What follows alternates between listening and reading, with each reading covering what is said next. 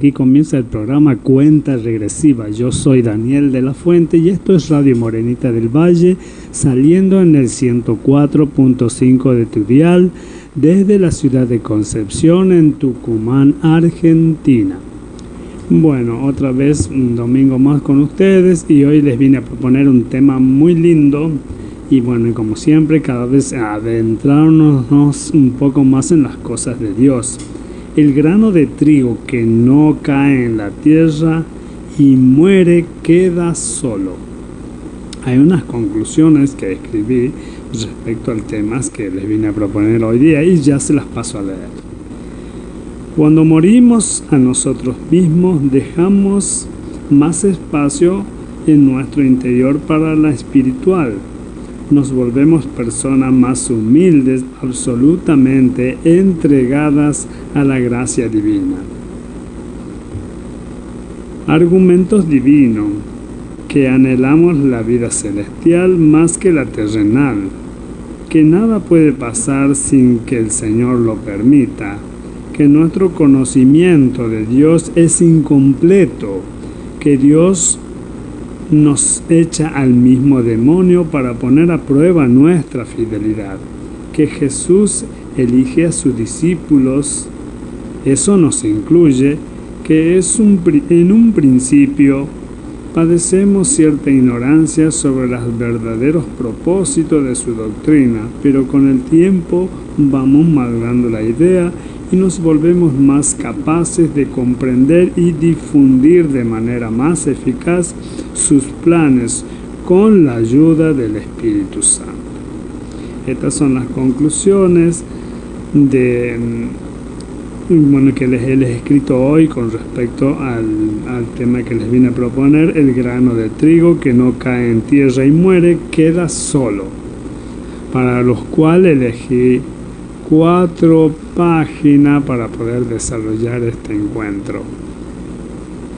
Primero comenzamos leyendo sobre la vida de Job y su familia.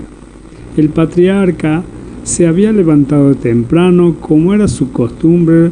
Recordó entonces que sus hijos iban a reunirse para festejar el cumpleaños de uno de ellos. Entonces, de acuerdo a lo que solía, ofreció holocausto en caso de que sus hijos hubiesen pecado contra el Santísimo. La jornada iba transcurriendo como siempre, pero declinando la tarde sucedió algo que nunca olvidaría. Todos los hermanos y las 3 hermanas se habían reunido en la casa del primogénito del bien conocido hacendado de la zona. Los 7 hijos y las hijas hablaban animadamente sobre las cosas que habían pasado en los últimos días. El menor de ellos interrumpió diciendo: «Yo voy a ser el primero de todos en casarme». Los 3 hermanos se rieron. «No te puedes casar antes que nosotros, que somos mayores». La comida eran servidas en grandes fuentes por los criados, corderos hechos a las brasas, uno de los platos favoritos, toda clase de fruta en la zona, uvas grandes, bien dulces, así como higos y dátiles en abundancia. Todo esto acompañado por el mejor vino de la región que había empezado a hacer sus efectos. Las bromas, los comentarios y las risotadas eran cada vez más fuertes. De repente aparece uno de los criados jóvenes. «Patroncito, parece que se viene una gran tormenta». El cielo se había oscurecido de forma tal que parecía casi de noche. El viento, que había estado soplando fuerte, ahora se había detenido por completo. Las hojas de las palmeras estaban paralizadas. Entonces, de la parte inferior de una de esas nubes muy amenazadoras empezó a subir y bajar algo parecido a la trompa de un elefante. La parte inferior pequeña y la de arriba grande, como si fuera un embudo gigante. Adentro los jóvenes seguían su fiesta como si nada pasara. Después de todo, ellos ya habían visto muchas tormentas y tras unos rayos y trueno y fuerte lluvia, todo se aclaraba y volvía a la normalidad. El criado vuelve a entrar en la sala y grita: «Patroncito, se viene».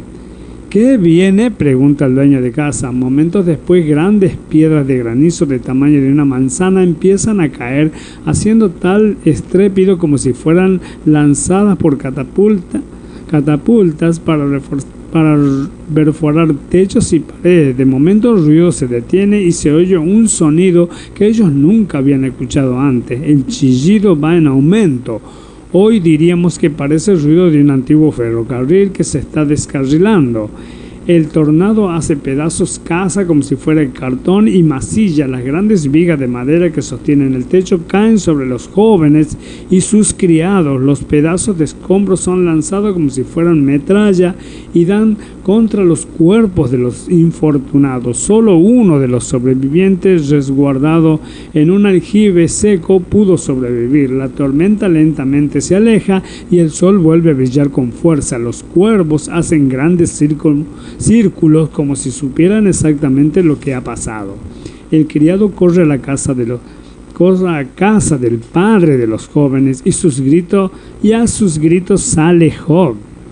Pálido y tembloroso, viendo el mensajero exhausto y agitado, atina a preguntar: ¿cómo están mis hijos? El criado, estremecido y llorando, dice: un gran viento vino del lado del desierto y azotó las 4 esquinas de la casa, la cual cayó sobre los jóvenes y murieron, y solo yo he quedado.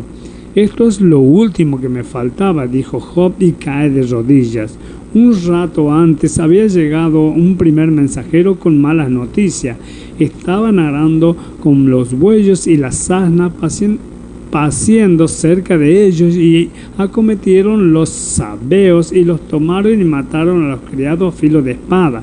Solamente escapé yo para darle noticia. Unos minutos después había aparecido otro mensajero, quien dijo: fuego de Dios cayó del cielo que quemó las ovejas y sus pastores y los consumió. Solamente escapé yo para darle la noticia.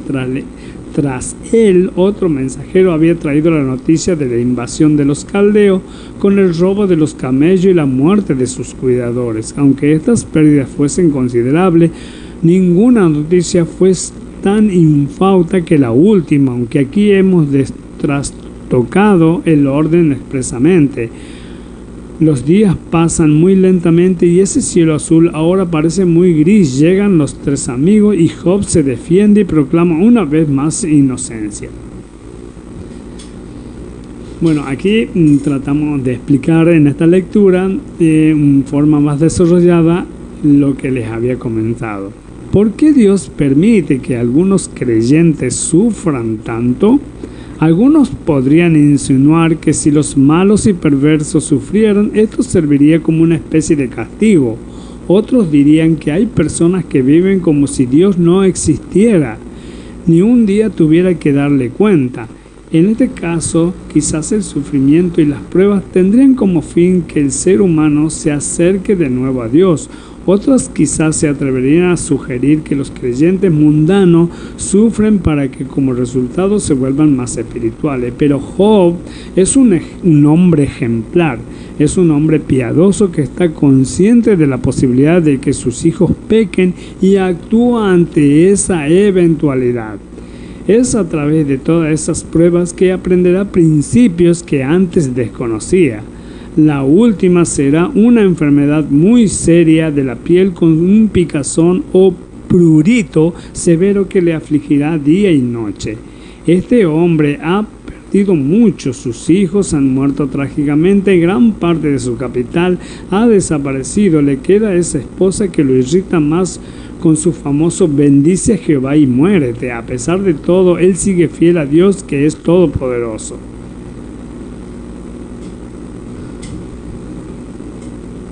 Observemos que el texto sagrado nos dice que ese mismo día Job ofrecía holocausto por si acaso sus hijos hubiesen pecado contra Dios. Sin embargo, ese sacrificio no impide que la catástrofe ocurra. Nosotros nos preguntamos cómo es posible que algo malo nos pase cuando específicamente hemos pedido a Dios para que esto no suceda. Los ataques satánicos se parecen a esas oleadas de la Fuerza Aérea durante la Segunda Guerra Mundial. Viene primero un poco después otra parte y luego otra, y así sucesivamente. En el primer, el bombardeo pierde algunos criados, bueyes y asnas. En el segundo oleada mueren los pastores y las ovejas.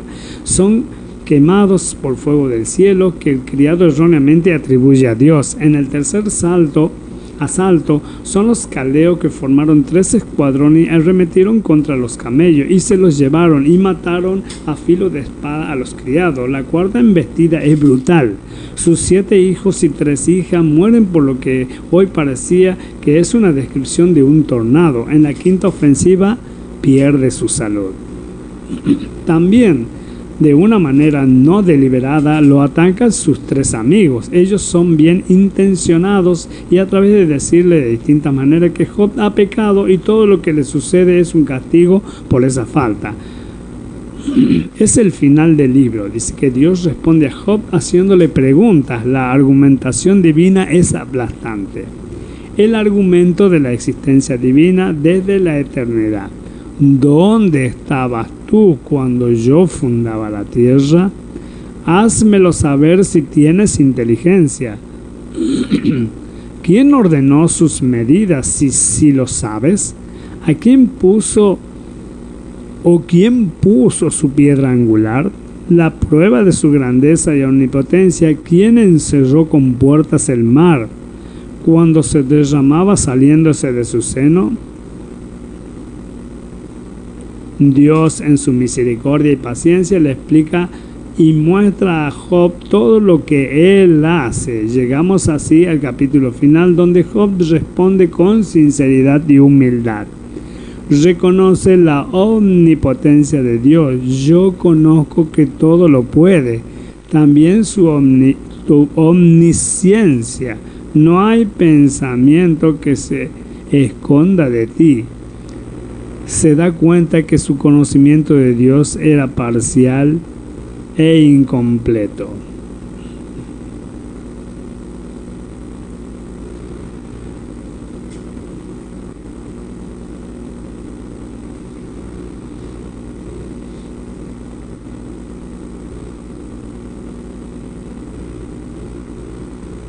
Bueno, aquí hacemos un análisis de lo que acabamos de leer. Un hombre justo a los ojos de Dios, y que todo eso le suceda, parece como que Dios se ha olvidado de él. No nos olvidemos que dice que soplaban vientos de las 4 esquinas de la casa donde padecen sus hijos, que sus bienes son arrancados como si nada, y muertos sus criados y sirvientes, y tanto sus animales. No podía haber mayor infortunio para este hombre de bien. Pero hay una causalidad en todo eso. Dios mismo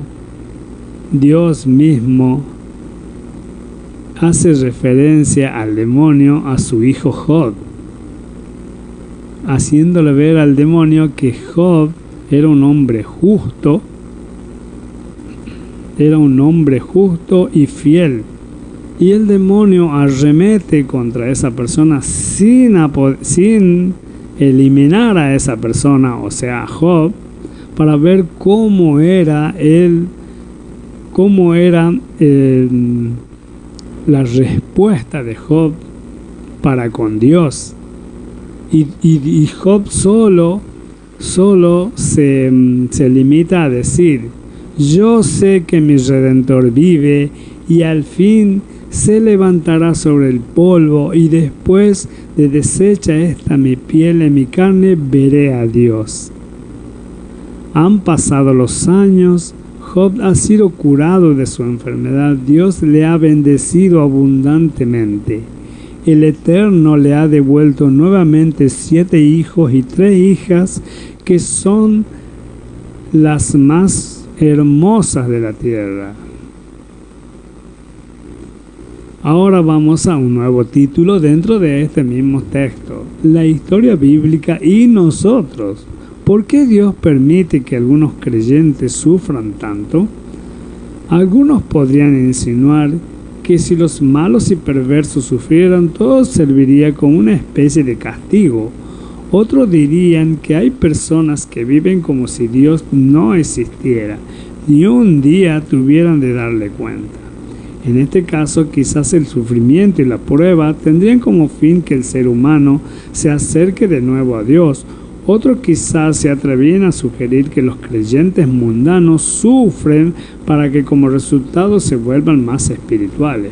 Pero Job es un hombre ejemplar, es un hombre piadoso que está consciente de la posibilidad de que sus hijos pequen y actúa ante la eventualidad a través de todas estas pruebas que aprenderá principios que antes desconocía.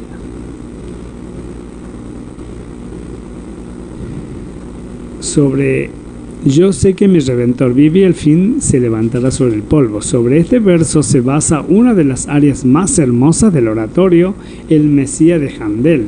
Comienza diciendo yo sé, es decir, tiene la certeza.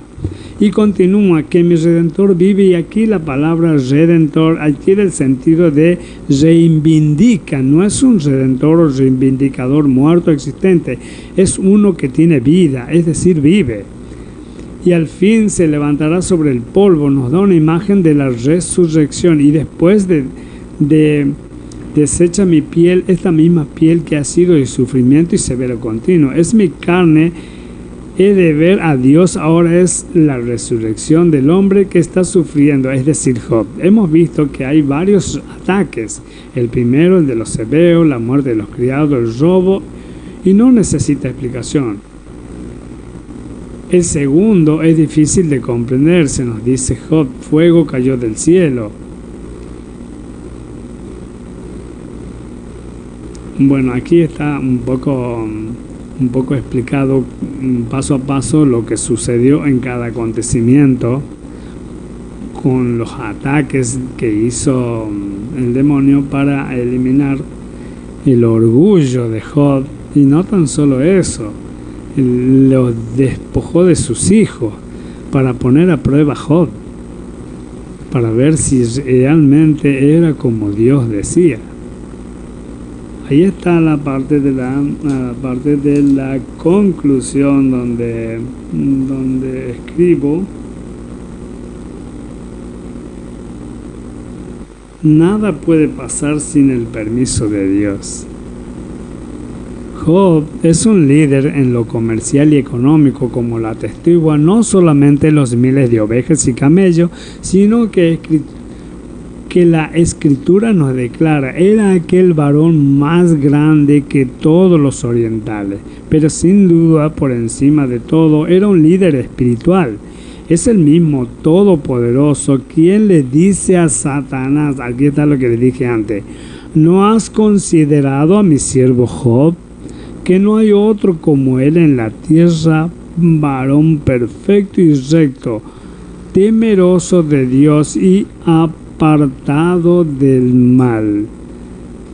Lo pone en las manos de Satanás para que Satanás, usando las mismas herramientas de Satanás, la persuasión, actúe en efecto y ponga a prueba a Job, y Job sea puesto a prueba su fidelidad por Dios.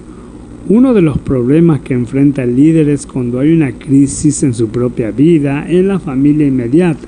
Son aquellos mismos que lo admiraban y algunos que quizás lo envidiaban los que van a juzgar y deducir conclusiones erróneas. Esto es exactamente lo que hace Elifaz en su primer discurso. He aquí tú enseñabas a muchos y fortalecías las manos débiles, al que tropezaba enderezaban tus palabras y esforzaban las rodillas que decaían, más ahora que el mal ha venido sobre tú te desalienta. Bueno, ahí está, con eso concluimos la historia sobre Job, sobre la fidelidad de Job, que tiene que ver con esta primera parte que tiene del título, que habla sobre el grano de trigo que cae y muere para dar fruto. Jesús, más adelante, vemos que usa la analogía del grano de trigo que cae, muere, que es enterrado y produce muchos granitos de trigo. O sea, esos son los frutos. Pero bueno, hasta aquí sería, mostramos cómo es la vida de este siervo de Dios y su fidelidad. Pasamos a esta parte donde hablamos ya de a la vida a través de la muerte. Y hablamos justamente del trigo, del grano de trigo. Por medio de un proceso natural que cualquiera podría observar, Cristo iba a revelar la necesidad de su muerte en la cruz a fin de llevar un fruto para Dios. Él hace referencia al hecho de que las semillas solo pueden producir plantas y frutos si previamente mueren en la tierra. Como ya hemos considerado, los discípulos rechazaban la idea de que Jesús tuviera que morir en la cruz, pero tal como les explicó con aquella sencilla ilustración, negarse a enterrar la semilla a fin de evitar su muerte implicaría que serían privados de aquella cosecha. Si deseaban ver frutos, tenía que aceptar que muriera. De otro modo, su vida perfecta, sus increíbles milagros o sus maravillosas enseñanzas nunca podrían traer salvación a los demás. Solo su muerte en la cruz, como la del grano de trigo, podría traer la bendición y la vida eterna a incontables almas necesitadas de salvación. No nos olvidemos que un grano de trigo plantado en el suelo da frutos y esos frutos dan más frutos, y así si nosotros seguimos sembrando y plantando esa semilla, eso funciona como un manantial inagotable. De esa misma forma Jesús hacía el planteo a los discípulos.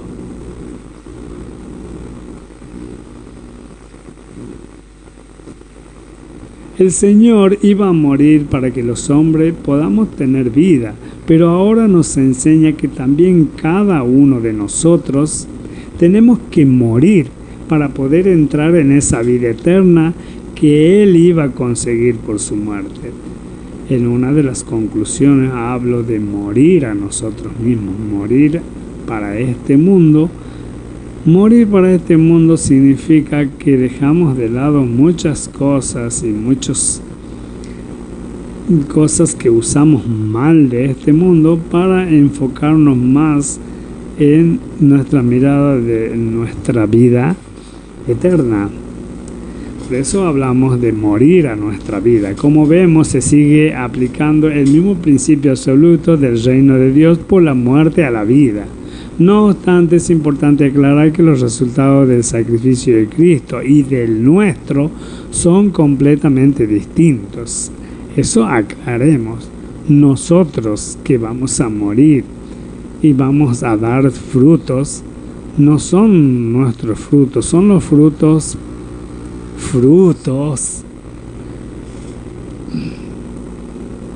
heredados de nuestro Señor Jesucristo.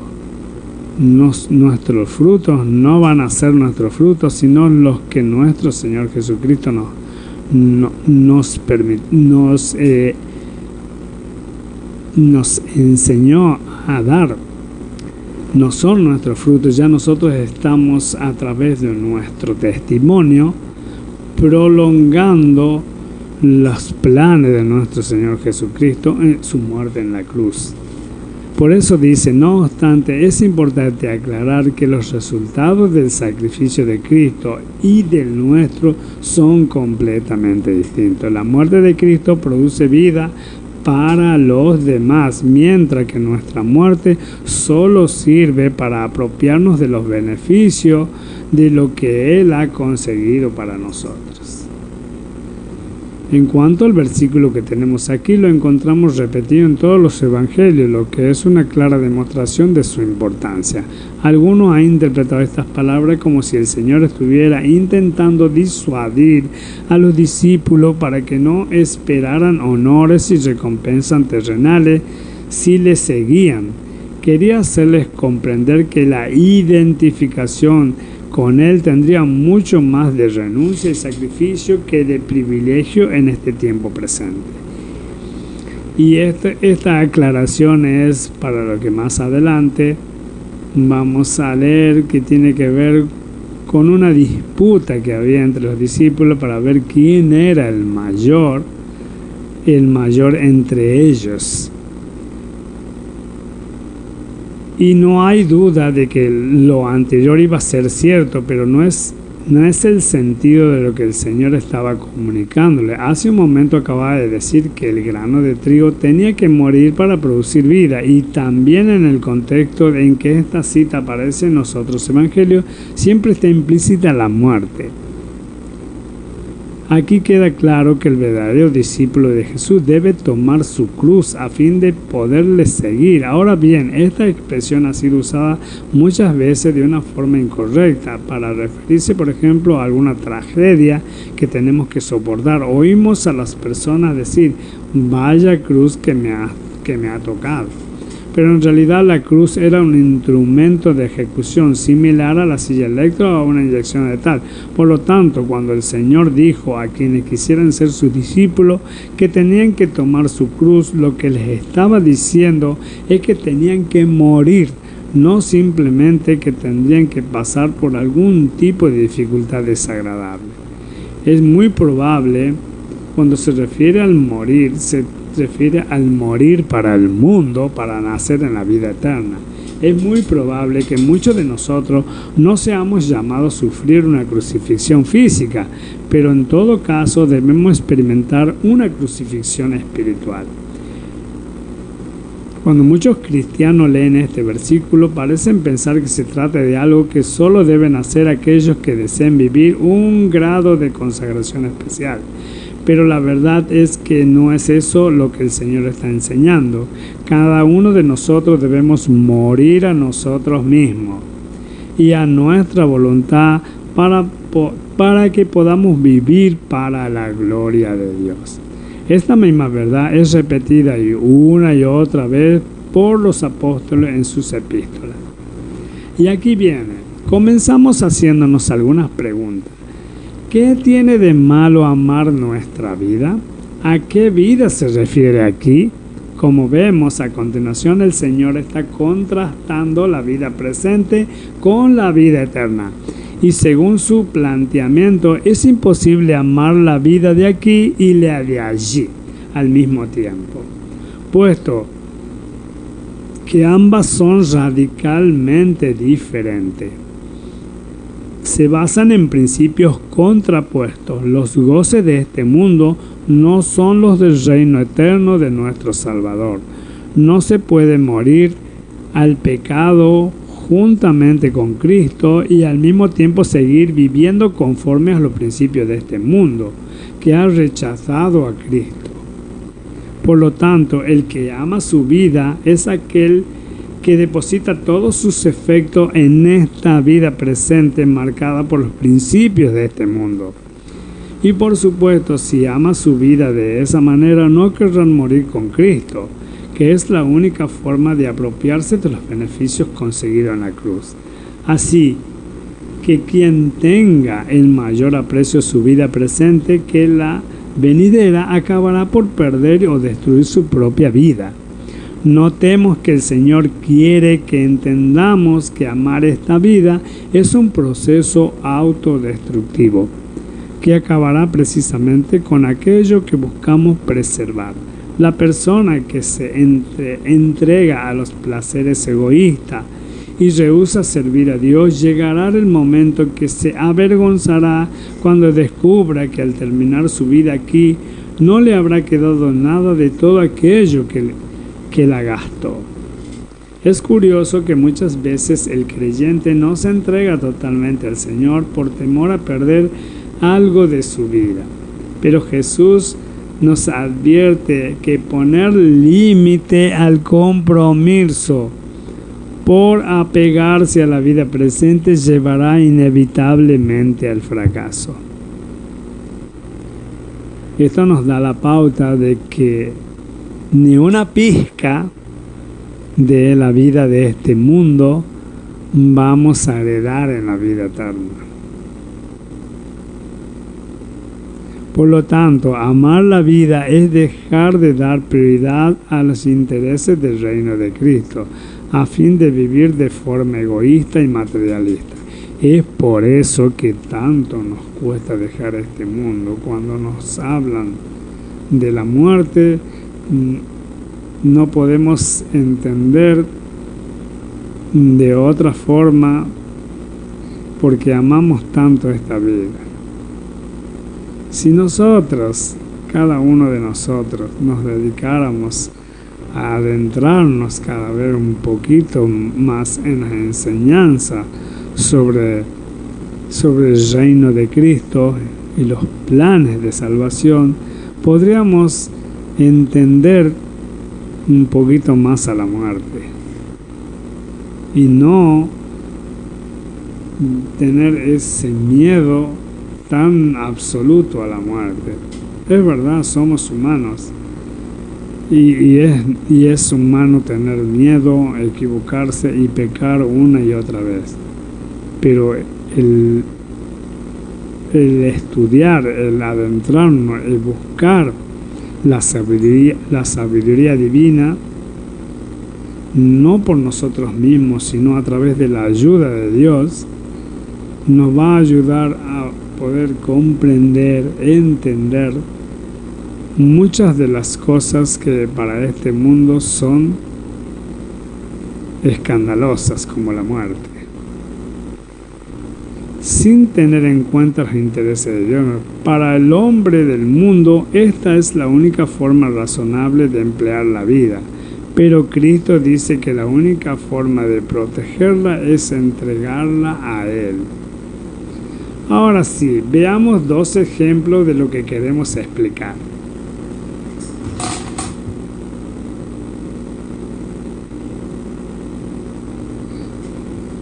En primer lugar, un ejemplo positivo. Pensemos en un hombre que después de conseguir un doctorado o una prestigiosa universidad, se va a vivir a una región inhóspita de la selva a fin de poder traducir la Biblia al idioma de los nativos.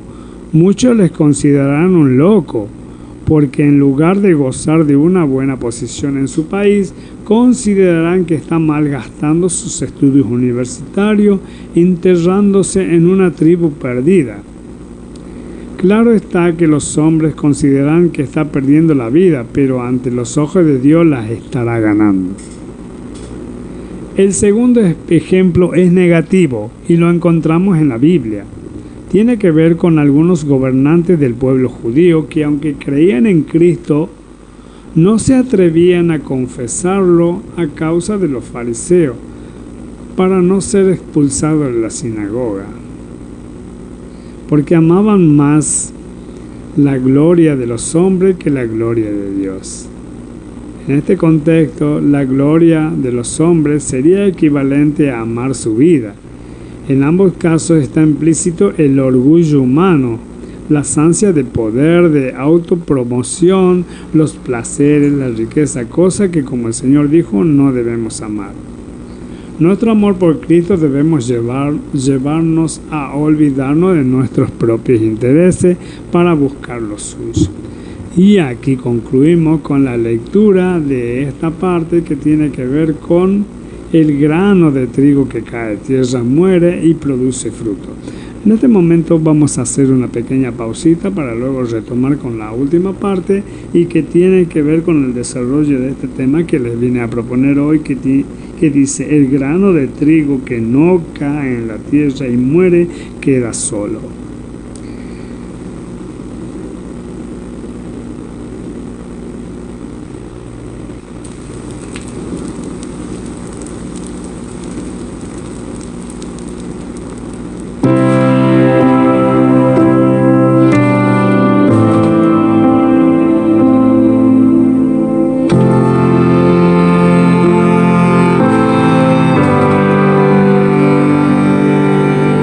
No existe un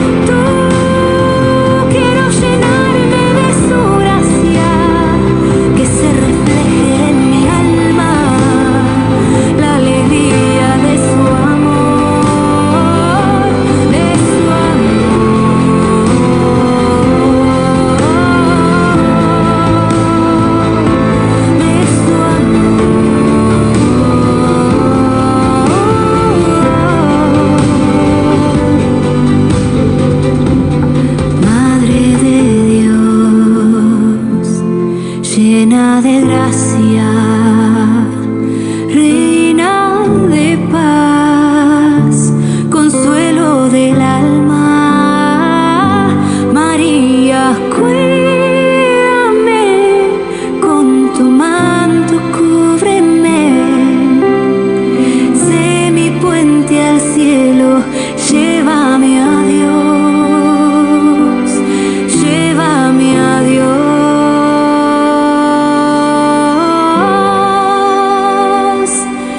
Llévame a Dios.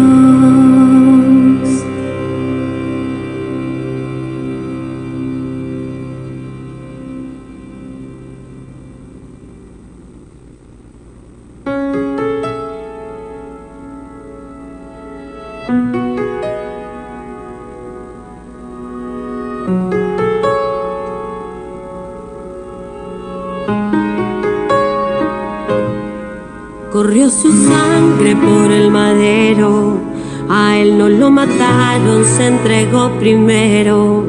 De tal manera amó Jesús, que entregó su vida en la cruz. No dijo nada, no abrió su boca, le hieren, le golpean, pero él perdona. De tal manera amó Jesús, que entregó su vida en la cruz.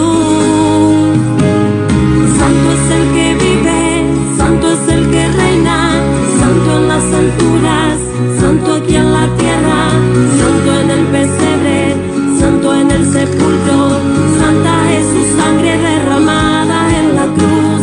Santo es el que vive, santo es el que reina, santo en las alturas, santo aquí en la tierra, santo en el pesebre, santo en el sepulcro, santa es su sangre derramada en la cruz.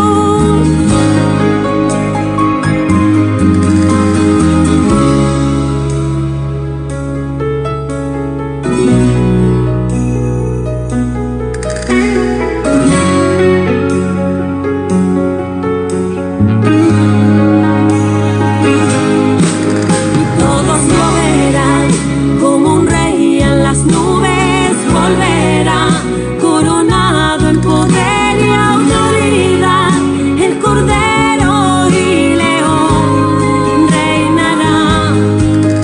Todos lo verán como un rey en las nubes, volverá coronado en poder y autoridad. El Cordero y León reinará.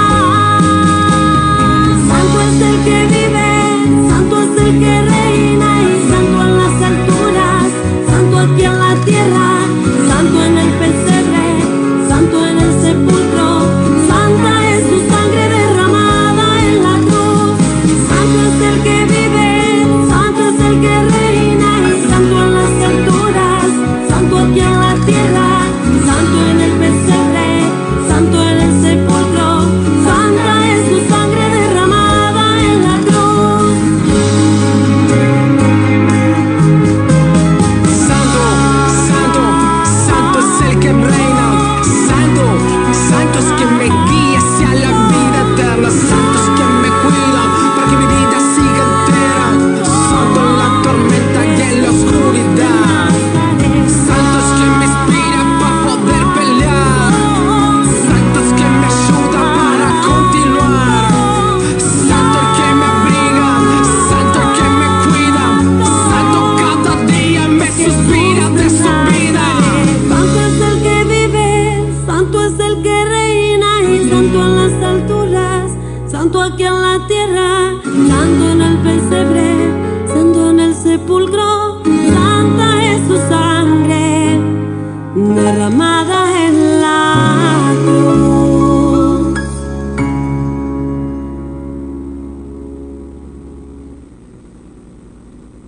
Estamos volviendo, estamos en nuestro programa Cuenta Regresiva. Bueno, en esta parte de nuestra charla del día de hoy vamos a tocar un tema que a muchos de nosotros padecemos, que es el orgullo, el deseo de ser más que otras personas. Y tiene que ver con el texto de Marcos 9, de 30 al 37, que dice: ¿quién es el mayor?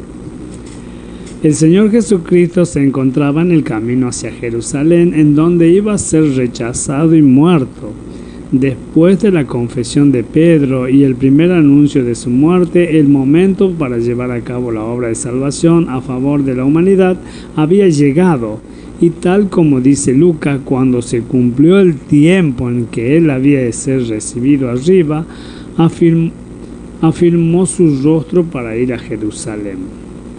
Aquí está la parte donde en las reflexiones aparece la afirmación que dice que nada puede pasar sin el permiso de Dios. Entonces estamos ante este momento donde dice: el tiempo se ha cumplido. Como ya sabemos, Jesús era un hombre muy popular en Galilea, pero una vez más intentaba pasar desapercibido. Muy probablemente esto se debiera al hecho de que su ministerio público entre ellos ya había terminado, y también porque mientras se dirigía hacia Jerusalén quería aprovechar todas las ocasiones posibles para seguir instruyendo a sus discípulos sobre el hecho de la cruz y las lecciones que de ellas surgirían, con el fin de que después de su resurrección ellos mismos estuvieran en condiciones de enseñar a otros. Y bueno, y viene el anuncio del Hijo del Hombre: será entregado en manos de los hombres y matarán y resucitará.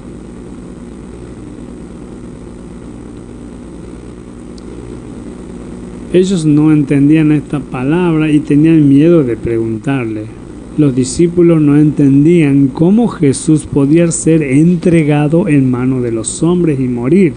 Durante meses había visto enfrentarse contra las fuerzas más hostiles de los demonios sin que pudieran hacerle nada, y de la misma manera habían llegado a estar acostumbrados a ver su poder absoluto sobre las fuerzas incontroladas de la naturaleza. ¿Cómo podrían unos débiles hombres llevarlo a la muerte cuando ni una legión de demonios había podido hacerse frente? Para los discípulos aquello de ser entregado en manos de los hombres era un escándalo y no lo entendían, pero no estaban concentrados en eso, sino más bien en la propia ignorancia que ellos tenían. Y en el camino dice que habían disputado entre sí para saber quién era el mayor. El Señor Jesucristo, conociendo la profundidad de sus corazones, los llamó a todos y les preguntó: si alguno quiere ser el primero, sea el postrero de todos y el servidor de todos. El asunto era serio, así que Jesús se sentó y llamó a los 12. Tomando la posición de maestro, comenzó a enseñar a sus discípulos acerca de la aptitud que ellos deberían adoptar hacia el poder y la autoridad cuando emprendieran la misión de anunciar el reino de Dios en el mundo. Otra de las conclusiones tiene que ver con esta parte, que primero se veía hombres ignorantes, tal vez hombres elegidos por el mismo Señor Jesucristo, que tal vez primero eran ignorantes, pero con el tiempo y la ayuda del Espíritu Santo iban a ir adquiriendo una convicción más absoluta de lo que era el reino de Dios y poder difundirla eficazmente entre los pueblos que le tocaba. Tristemente, la historia ha demostrado la importancia de esta lección y lo mal aprendida que han sido por una parte importante de la llamada cristiandad. Cuántos abusos de poder y de autoridad se han cometido en el nombre de Cristo. No es de extrañar que el mundo haya perdido el respeto por la que considera manifestaciones incompatibles con la que Cristo representó. Nunca debemos olvidar que los valores del reino de Cristo son completamente opuestos a los de este mundo.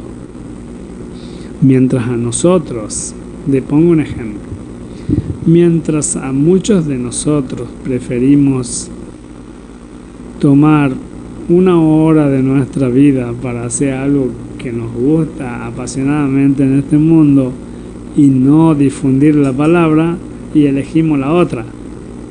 Estamos haciendo lo que queremos de este mundo y no en el mundo de la vida eterna.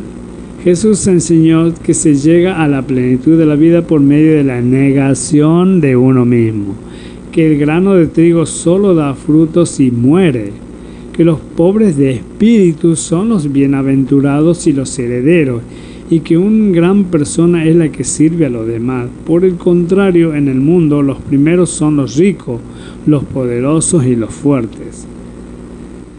Como vemos ahí se describe la diferencia entre el mundo actual y el mundo que ofrece el reino de Jesucristo. Es necesario, por lo tanto, que si queremos seguir a Jesús, primero rompamos con los moldes de este mundo, porque la grandeza del reino de Cristo no consiste en gobernar y recibir honores, sino en servir, todo lo contrario a lo que buscamos en este mundo. Queremos recibir honores y no servir, no en buscar los primeros puestos, sino en los últimos. No en estar preocupado por el puesto que ocupo yo, sino en buscar que el otro ocupe un mejor puesto. No en buscar mi propio provecho, sino en el de los demás. Como vemos y seguimos leyendo, vamos a encontrar muchas cosas contradictorias con las de este mundo y por las cuales muchas personas son odiadas porque para ellos son considerados unos locos, unos insapiensales. Querer cosas tan agradables como las de este mundo, para ellos es lo mejor. Entonces viene alguien y le dice todo lo contrario, es obvio que lo van a odiar.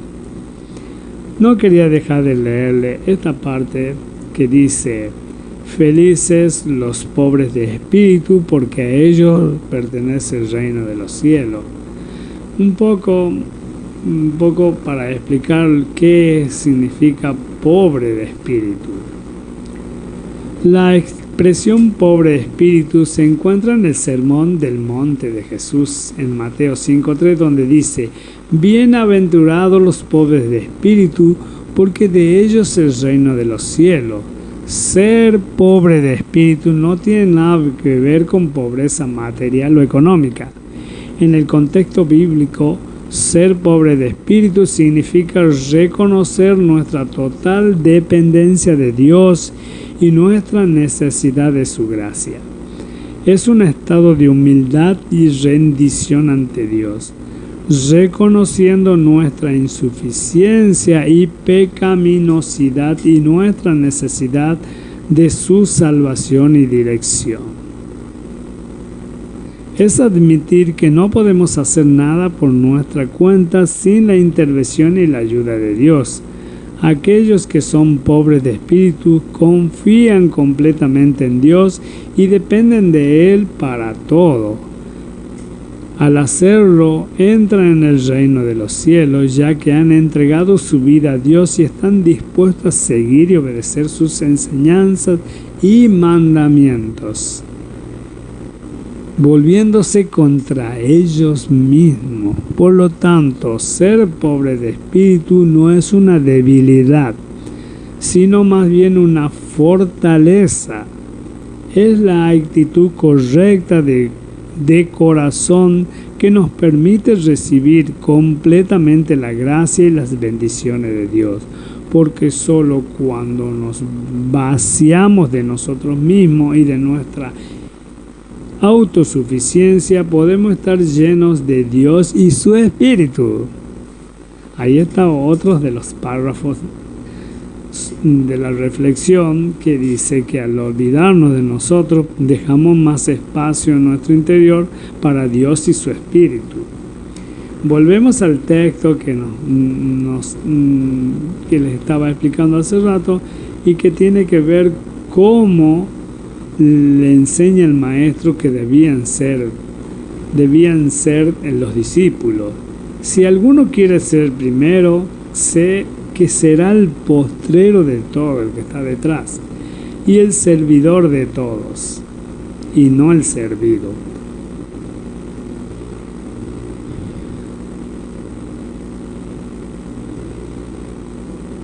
En otro párrafo, Jesús les indica que el que recibe mi nombre a un niño como este, me recibe a mí. A continuación, el Señor pasó a ilustrar su enseñanza. Para ello, tomó a un niño en sus brazos mientras seguía hablando a sus discípulos. Es importante destacar cómo Jesús prioriza la enseñanza a sus discípulos, que es quien en el tiempo iban a ser el mismo Jesucristo hablando a través de ellos para seguir en el tiempo difundiendo el reino de los cielos. Por eso era importante todo lo que el Señor Jesucristo, todo el tiempo que el Señor Jesucristo compartía con sus discípulos. Es interesante observar la frecuencia con que los evangelios mencionan la presencia de niños alrededor de Jesús y su amor por ellos. Cada vez que necesitaba un niño, allí había uno. Pero este aprecio de Jesús por los niños no era frecuente en la sociedad judía de su tiempo. En aquel entonces los niños eran considerados como un proyecto de hombre y como tales no eran importantes. Por otro lado, si hay algo que caracteriza a un niño es su dependencia de los adultos, y estamos hablando de dependencia. Estaba por apuntarles eso hace rato, pero bueno, quería llegar a esta parte donde leo con exactitud cuál es digamos, el significado de pobre de espíritu. Pobre de espíritu justamente es como un niño que depende de algo para poder crecer.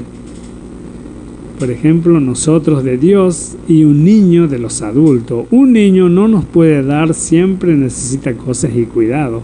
Entonces, ¿qué era lo que Jesús quería ilustrar por medio de aquel niño? El Señor estaba completando su enseñanza y quería que les quedara claro que para llegar a ser grandes en el reino de Dios, debía ponerse al servicio de los últimos de la sociedad, como los niños, que ni tienen riqueza, ni influencia, ni peso en el mundo. Y bueno, es lo que le trataba de explicar cuando en esa época el niño era consideradamente alguien sin importancia, simplemente un proyecto de un adulto importante. Siempre somos dados a cultivar la amistad con aquellos que nos pueden hacer favores y que de alguna forma podemos sacar alguna utilidad de ellos, mientras que evitamos asociarnos con aquellos que solo necesitan y nos pueden dar solo un cambio. Desgraciadamente el ser humano tiene esta tendencia, pero Jesús nos enseña a buscar no a los que no pueden hacer favores, sino a aquellos a quienes nosotros se lo podemos hacer, preferiblemente a aquellos que no nos van a poder devolver lo que nosotros le estamos dando. Bueno, podemos seguir leyendo muchas cosas más interesantes que nos propone este texto, pero a eso quería llegar. ¿Cuál fue el propósito de esta charla? Y esta será la conclusión. Que nosotros, a través del tema de hoy, que es el grano de trigo que no cae en la tierra y muere, queda solo, queremos dar testimonio de aquel individuo que se convierte en aquel grano que cae a tierra y sigue proyectando en el tiempo las enseñanzas y el plan de Dios. Bueno, con esto último me despido de ustedes. Espero haberlo sido muy didáctico con lo que les vine a explicar hoy. Esto es mi programa Cuenta Regresiva, una cuenta regresiva hacia el reino de Dios. Cada día intento yo acercarme al reino de Dios y acercarlos a ustedes al reino de Dios a través de esta charla. y quien siga estas charlas tal vez lo logre y bueno, ese es mi propósito también, de morir a la vida para poder proyectar en el tiempo los planes de nuestro Señor Jesucristo y su reino. Yo los saludo en Cristo María Santísimo. No nos olvidemos, ayer fue sábado, primer sábado del mes, y ese primer sábado del mes es consagrado a nuestra Madre, la Virgen María. No quería dejar de pasar este día sin mencionarlo. No nos olvidemos de eso. Si queremos un propósito en la vida, tenemos que crear hábitos, como por ejemplo el hábito de información, hábitos de informaciones como de poder difundir cuando sea el momento preciso. Ayer, como primer sábado del mes, un día consagrado a nuestra Madre, la Virgen María, eso es algo que no debemos olvidar y que debemos difundir para que todas las personas del mundo, creyentes, no creyentes, lo sepan, que ella es nuestra Madre y tiene su día en nuestro calendario, que es todos los primeros sábados de cada mes. Recémosle, aunque sea un Ave María, un rosario, o simplemente le demos gracias por ser nuestra Madre. Bueno, con estas últimas palabras me despido de ustedes en mi programa Cuenta Regresiva. Esto es Radio Morenita del Valle en el 104.5 de tu dial, saliendo desde la ciudad de Concepción, en Tucumán, Argentina. Será hasta el próximo sábado, Dios mediante.